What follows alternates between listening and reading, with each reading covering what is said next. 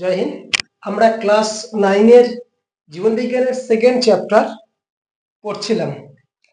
এই চ্যাপ্টারের উপরে অনেকগুলো ক্লাস হয়ে গেছে, প্রায় 15-16টা। আজকে হয়তো 16 নম্বর ক্লাস। তো তোমরা আগের ক্লাসগুলো একটু দেখে নিও, কেমন? তো আজকের ক্লাসে আমরা মেনলি পড়বো হচ্ছে প্রাণীকলা।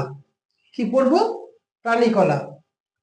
তো প্রথমে আমাদের একটা আগে আমরা পড়েছিলাম যে কলা কাকে বলে, তাই না? কলা কাকে বলে? What is tissue? কি পড়েছিলাম বলতো? না, কতগুলি কোষ মানে যখন একই কাজ করছে তখন তাকে আমরা বলেছিলাম কলা। মানে কতগুলি কোষের সমষ্টি হচ্ছে কলা। তাহলে আমরা পেয়েছিলাম কোষ, কোষ নিয়ে হলো কলা, কতগুলি কলা নিয়ে হলো অঙ্গ, কতগুলি অঙ্গ নিয়ে হলো তন্ত্র, আর কতগুলি তন্ত্র নিয়ে হলো হচ্ছে আমাদের এই জীবদেহ। এটা মোটামুটি আমরা আগে জেনেছি, কোষ, কলা, অঙ্গ, তন্ত্র, জীবদেহ, তাই তো? তো আজকে আমরা শিখব যে প্রাণী কলাটা কি। ঠিক আছে? তো কলা যখন পড়েছিলাম দেখলাম যে কতগুলি কোষের সমষ্টি হচ্ছে কলা। না, একই উৎপত্তি স্থল থেকে উৎপন্ন, একই কাজে লিপ্ত, সম বা বিষম আকৃতির কোষ সমষ্টি হচ্ছে কলা। ঠিক তো? তাহলে কি বললাম আমি? বলো।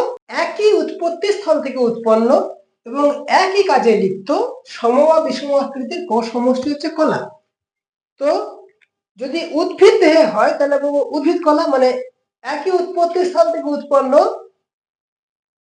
সম বা বিষম আকৃতির কতগুলি উদ্ভিদ কোষের সমষ্টিকে বলেছিলাম আমরা উদ্ভিদ কলা।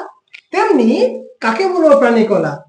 সে একই কথা, একই উৎপত্তি স্থল থেকে উৎপন্ন, একই কাজে লিপ্ত, সম বা বিষম আকৃতির প্রাণী কোষের সমষ্টিকে আমরা বলবো প্রাণী কলা। মানে একই উৎপত্তি স্থল থেকে উৎপন্ন, এই কথাগুলো খেয়াল রাখবে। একই উৎপত্তি স্থল থেকে উৎপন্ন,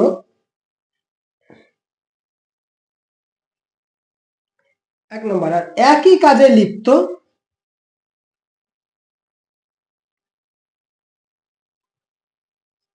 একই রকম হতে পারে সম বা বিষম আকৃতির কোষ সমষ্টিকে বলা হয় কলা। বিষম আকৃতির প্রাণী কোষের সমষ্টিকে বলা হয় প্রাণী কলা।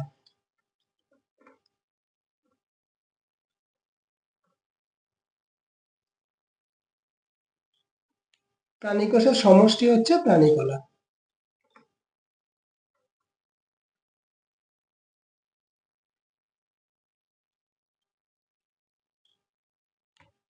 ক্লিয়ার? এটাই হচ্ছে প্রাণী কলার সংজ্ঞা। ঠিক আছে? তার মানে কতগুলি প্রাণী কোষের সমষ্টিকে আমরা বলতে পারি প্রাণী কলা। ঠিক আছে? যেমন উদ্ভিদ কোষের সমষ্টি পেয়েছিলাম উদ্ভিদ কলা, তেমনি প্রাণী কোষের সমষ্টিকে বলবো আমরা প্রাণী কলা। বাকি যেটা থাকে সেইগুলি। তাহলে আমরা প্রাণী কলাটা শিখলাম। এবারে দেখা যাক যে প্রাণী কলা কত ধরনের হতে পারে বা কি কি। ঠিক আছে, চলো দেখা যাক। দেখো, প্রাণী কলা হতে পারে মোটামুটি 4 ধরনের। কত ধরনের বললাম? 4 ধরনের। নামগুলো জেনে নিই একটু আমরা। একটা হচ্ছে কি বলবো? আবরণী কলা।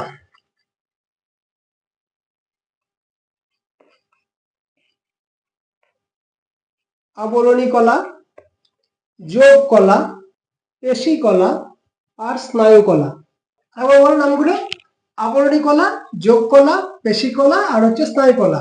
তাহলে প্রাণী কলাকে আমরা চার প্রকার দেখতে পাই। 4 প্রকার প্রাণী কলা দেখতে পাই: আবরণী কলা, যোগ কলা, পেশি কলা, স্নায়ু কলা। ঠিক আছে? আমি এগুলো সব ডিটেলস আলোচনা করব।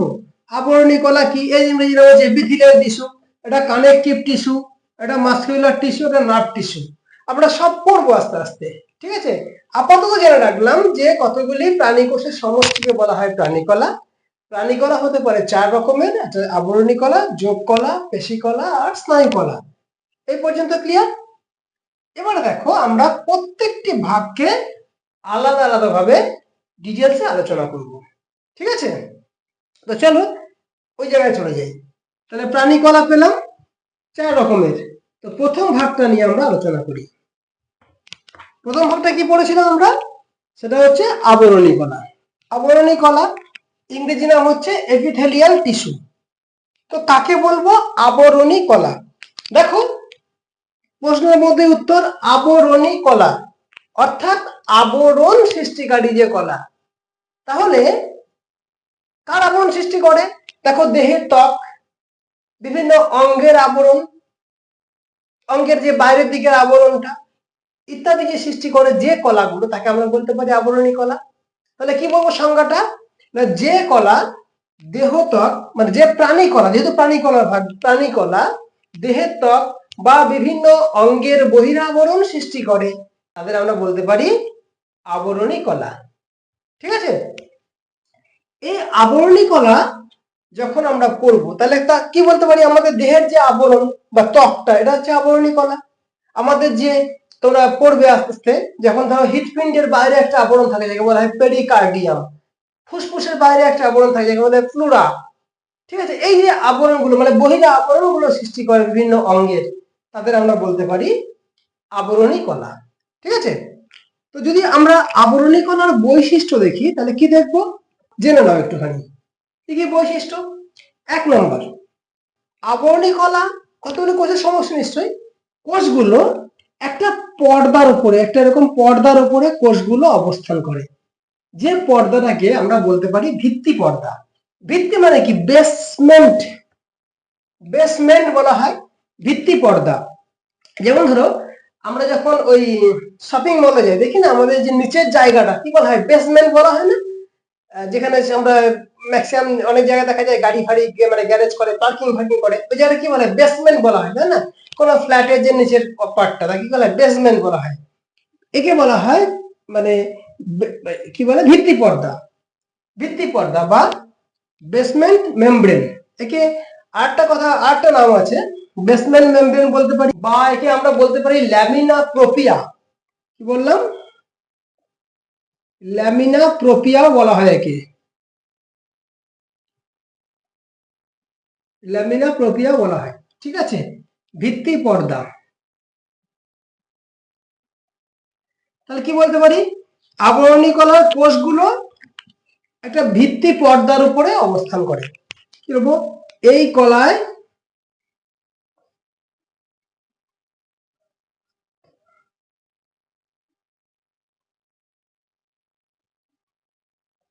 ভিত্তি পর্দা থাকে। ঠিক আছে? আর কি বলবো? 2 নম্বর পয়েন্ট বলতে পারি, ভিত্তি পর্দার উপর কোষগুলো হতে পারে এক স্তর, হতে পারে বহু স্তর হতে পারে। যখন আমরা ভিতটা করছি, কোনো ধরো একটা বিল্ডিং এর ভিত করছি, ভিতের উপর আমরা একতলাও করতে পারি, দোতলাও করতে পারি, তিনতলাও করতে পারি। তার মানে কোষগুলি এক স্তরীয় বা বহু স্তরীয় হতে পারে। ঠিক আছে? কোষগুলি ভিত্তি পর্দার উপর এক স্তর বা বহু স্তরে সজ্জিত। ভালো পয়েন্ট। 3 নম্বর কি বলবো? মানে কিরকম হয় দেখো, এই যেমন কোষটা,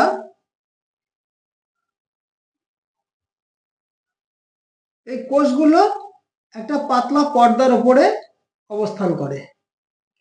এটা হচ্ছে আবরণী কলার গঠনটা এরকম একটা। ঠিক আছে? তাহলে ভিত্তি পর্দার উপর এক স্তরে বা বহু স্তরে সজ্জিত থাকে। আর একটা জিনিস কি জানো তো? এই যে কোষগুলো আছে না, এই যে কোষগুলো যে আছে, কোষগুলো খুব ঘন সন্নিবিষ্ট হয়, এরকম খুব ঘন সন্নিবিষ্ট। ঠিক আছে? খুব ঘন সন্নিবিষ্ট, যে কারণে এদের যে কোষের মাঝখানে মানে আন্তঃকোষীয় পদার্থ খুব কম পরিমাণে থাকে। এটা উল্লেখ করে দেবো। কি বলবো? কোষগুলি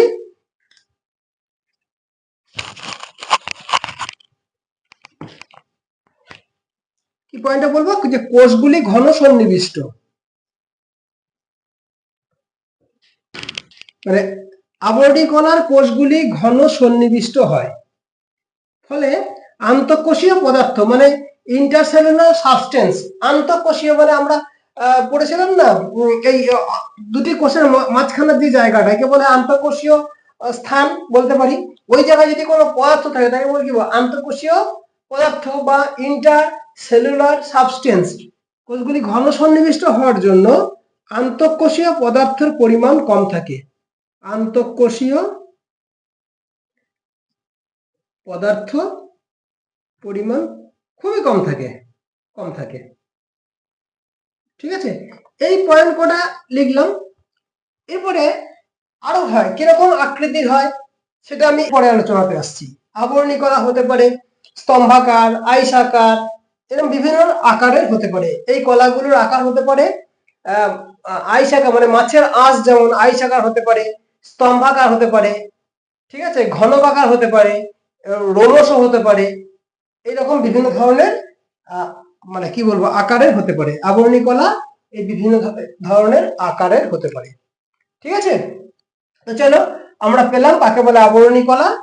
যে কলার বিভিন্ন মানে দেহত্বক বা দেহের মধ্যে অবস্থিত বিভিন্ন অঙ্গের বহিরা আবরণ সৃষ্টি করে, তাদের আমরা বলতে পারি আবরণী কলা। তো আবরণী কলার কাজ কি? কাজ যদি আমরা বলি, দেখো আমি বলতে বলতে বলেই ফেলেছি। একটা হচ্ছে মানে আবরণ গঠন করে, ফলে কি হয়, আবরণ থাকলে কি হয়, এই আবরণ থাকলে কি হয়, আমাদের দেহকে বাইরের চাপ তাপ ইত্যাদি থেকে রক্ষা করছে। তেমনি দেহের ভেতরের আবরণ মানে অঙ্গের আবরণ হচ্ছে অঙ্গকে বিভিন্ন আঘাত থেকে রক্ষা করছে। ঠিক আছে, মানে আবরণ সৃষ্টি করে এবং বাইরের আঘাত থেকে রক্ষা করে, দেহকে বা অঙ্গকে রক্ষা করে, এক নম্বর কাজ। দ্বিতীয়ত কাজ হচ্ছে কি বলবো, এটা ক্ষরণেও সাহায্য করে। আমি যখন পড়বো না এরপরে আলোচনাতে আসবে, বিভিন্ন গ্রন্থি গঠন করে হচ্ছে আবরণী কলা, অর্থাৎ ক্ষরণেও সহায়তা করে। ক্লিয়ার এই পর্যন্ত? এবারে দেখো, এই আবরণী কলা আমরা ভাগ করতে পারি বিভিন্ন ভাগে। কিরকম দেখো, একটা হচ্ছে আইসাকার আবরণী কলা, একটা হচ্ছে ঘনকাকার আবরণী কলা, একটা হচ্ছে স্তম্ভাকার আবরণী কলা, একটা হচ্ছে রোমশ আবরণী কলা, আর একটা হচ্ছে গ্রন্থিময় আবরণী কলা। তাহলে কি কি পেলাম? আইসাকার আবরণী কলা, একটা হচ্ছে ঘনকাকার আবরণী কলা, একটা স্তম্ভাকার আবরণী কলা, রোমশ আবরণী কলা, গ্রন্থিময় আবরণী কলা। এই 5 ধরনের আমরা আবরণী কলা দেখতে পাই। কিরকম দেখো, আকার দেখো, আইসাকার,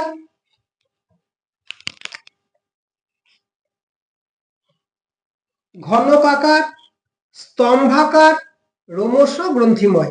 এইগুলো তো বুঝতে পারছো। আইস আকার, আইস যুক্ত আকার। আইস মানে কি? আঁশ। মাছের আঁশ দেখেছি আমরা, মাছের আঁশ যেমন হয় সেরকম আইস আকার, আঁশের মতো দেখতে। তারপর আসছি ঘনকাকার, মানে ঘনক যুক্ত আকার, মানে ঘনকের মতো দেখতে। ঘনক কেমন? লোটের ছক্কা ঘনক করেছিলাম না, ঘনক উদাহরণ পড়েছিলাম। আচ্ছা, স্তম্ভাকার, স্তম্ভ মানে কি? খুঁটি বা কলাম বা পিলার, সেই স্তম্ভের মতো দেখতে। আর রোমশ মানে কি? রোম বা যেমন ওই যে চুল বা রোম, যেমন রোমশ দেখতে, রোমশ আবরণী কলা। আর একটা গ্রন্থিময় আবরণী কলা। গ্রন্থি মানে যখন আবরণী কলা কোষগুলো ক্ষরণে অংশগ্রহণ করে তখন তাকে বলা হয় গ্রন্থিময় আবরণী কলা। তাহলে আমরা আবরণী কলা পেয়ে গেলাম 5 ধরনের। এটা হচ্ছে আইসাকার, এটা হচ্ছে ঘনকাকার, এটা স্তম্ভাকার, এটা রোমশ, এটা গ্রন্থিময়।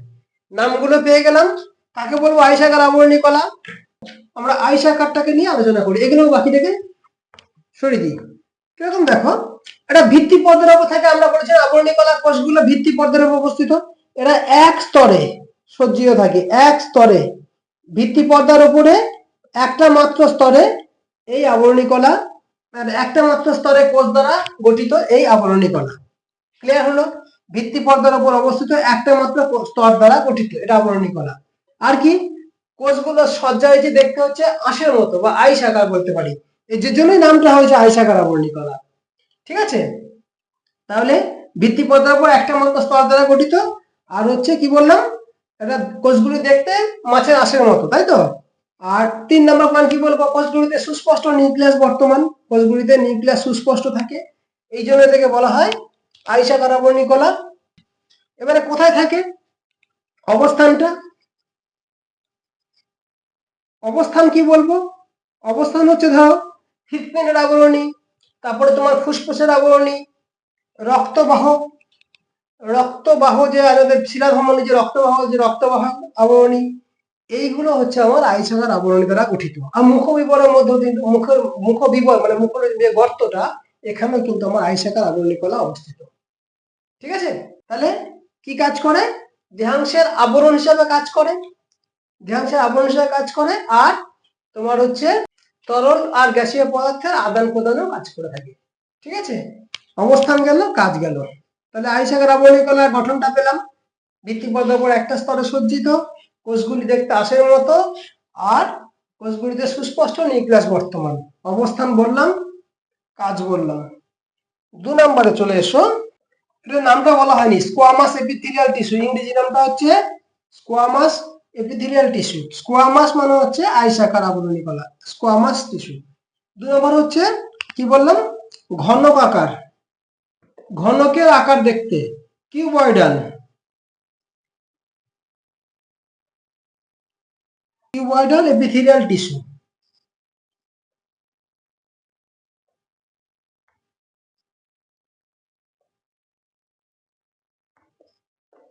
কিউবয়েডাল মানে কি, কোষগুলো দেখতে ঘনক আকার। এটা কিন্তু ভিত্তিপর্দার উপরে একটা মাত্র স্তর দ্বারা গঠিত এবং কোষগুলো দেখতে ঘনক আকার। ঠিক আছে, কিরকম দেখতে কোষগুলো, ঘনক আকার দেখতে। এটা তো ভিত্তিপর্দা যদি হয় এরকম, বুঝতে পেরেছো? এরকম মানে ঘন আকার দেখতে, আর তোমার হচ্ছে ভিত্তিপর্দার উপর একটা স্তরে গঠিত। ঠিক আছে, কোথায় থাকে, অবস্থান হচ্ছে তোমার লালা গ্রন্থি, থাইরয়েড গ্রন্থি, অগ্রাশয়ের নালী, এইগুলোতে হচ্ছে এই ঘন আকার আবরণী অবস্থান করে। কোথায় কোথায় বললাম, লালা গ্রন্থি, থাইরয়েড গ্রন্থি, অগ্নাশয়ের নালী ইত্যাদি জায়গায় তোমার এই ঘনকাকার আবরণীগুলো থাকে। আর আইসাকার আবরণীগুলো কোথায় থাকে বলেছিলাম, মনে পড়ছে? হৃৎপিণ্ড, রক্তবাহ, ফুসফুস, মানে ফুসফুসের অ্যালভিওলাই যেগুলো থাকে ওখানে হচ্ছে তোমার আইসাকার আবরণীকলা। ঘনকাকার গেল। নেক্সট হচ্ছে কি বলতো, নেক্সট হচ্ছে তোমার স্তম্ভাকার।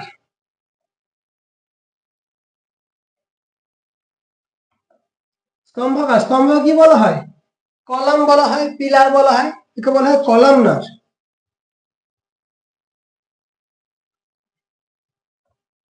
কাকে বলা হয়, স্তম্ভাকার আবরণী কলা। এই স্তম্ভাকার আবরণী কলা বলতে কি, এটাও একটা মাত্র স্তর দ্বারা গঠিত। তাহলে এটাও এক স্তর পেলাম, এটাও এক স্তর পেলাম, এটাও এক স্তর পেলাম, এবং কোষগুলি দেখতে স্তম্ভের ন্যায়। ঠিক আছে, কোষগুলো কেমন দেখতে হবে, এরকম স্তম্ভের ন্যায়। ঠিক আছে, একে বলা হয় স্তম্ভাকার আবরণী কলা। কোথায় অবস্থান করে, দেখো গ্রাস নালী,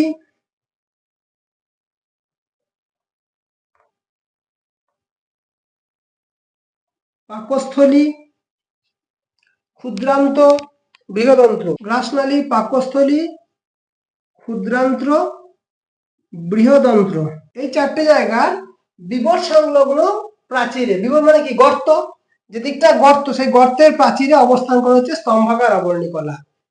এদের বিবর সংলগ্ন প্রাচীরে, বিবর মানে তো গর্ত, গর্ত তো, বিবর সংলগ্ন প্রাচীরে, সংলগ্ন প্রাচীরে। ঠিক আছে, এখানে অবস্থান করে হচ্ছে তোমার এই স্তম্ভাকার আবরণী কলা।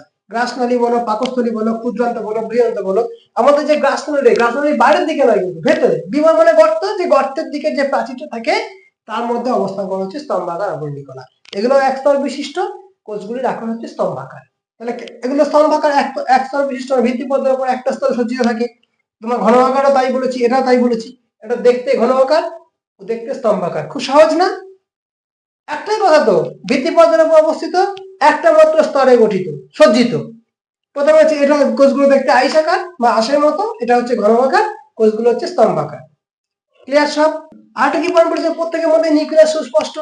এই হচ্ছে 3টে আমার গঠন গেল। ঠিক আছে, এগুলো পেয়ে গেলাম কে কোথায় অবস্থান করে। এবার হচ্ছে তোমার সিলিয়েটেড বা রোমশ আবরণী কলা। দেখো, সিলিয়েটেড এপিথেলিয়াল টিস্যু,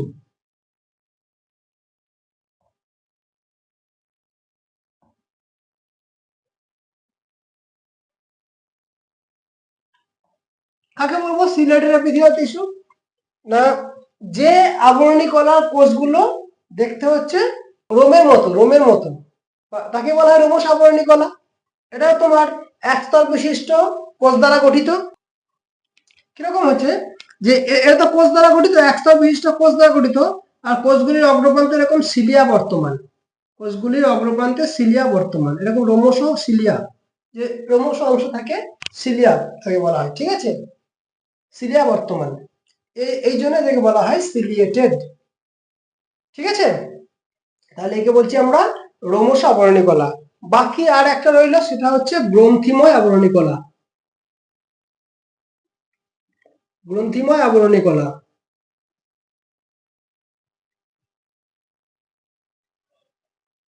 আচ্ছা এটা এটা হয়েছে, আমি একটু মুছে দিচ্ছি, কারণ গ্রন্থিময়টা একটু বোঝার আছে। গ্রন্থিময়, গ্রন্থি ইংরেজি কি? গ্ল্যান্ড।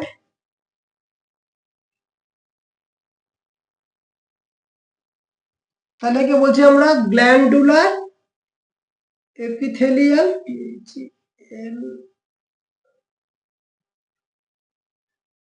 Glandular epithelial tissue. দেখো গ্রন্থিময় বলতে কি বুঝি?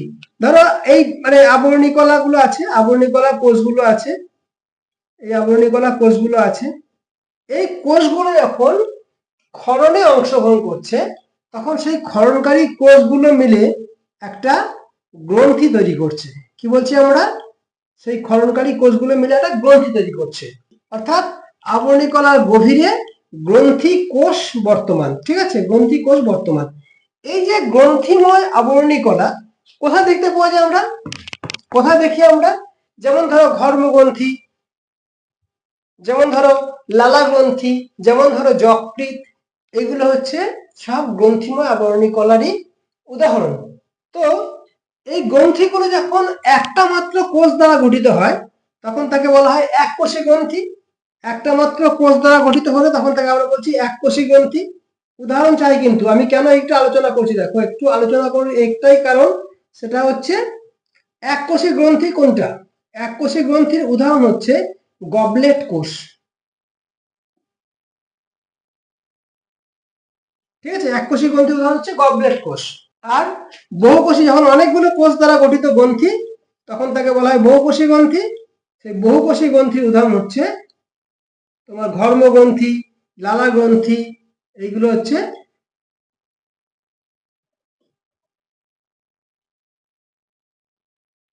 বহুকোষী গ্রন্থির উদাহরণ, ঠিক আছে।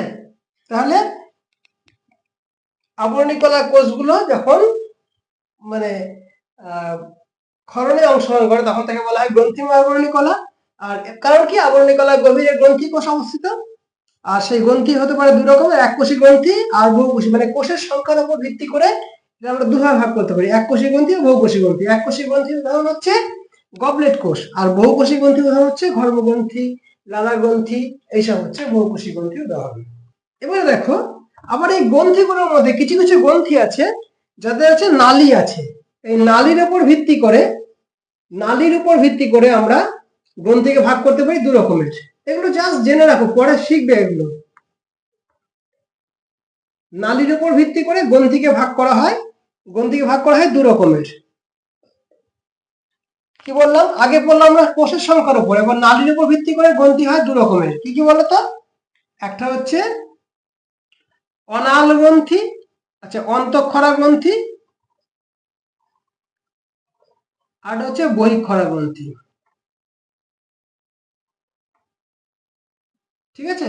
তাহলে যে গ্রন্থির কোনো নালী থাকে না তাকে বলা হয় অন্তঃক্ষরা গ্রন্থি বা অনাল গ্রন্থি, যে গ্রন্থির নালী থাকে তাকে বলা হয় বহিঃক্ষরা গ্রন্থি।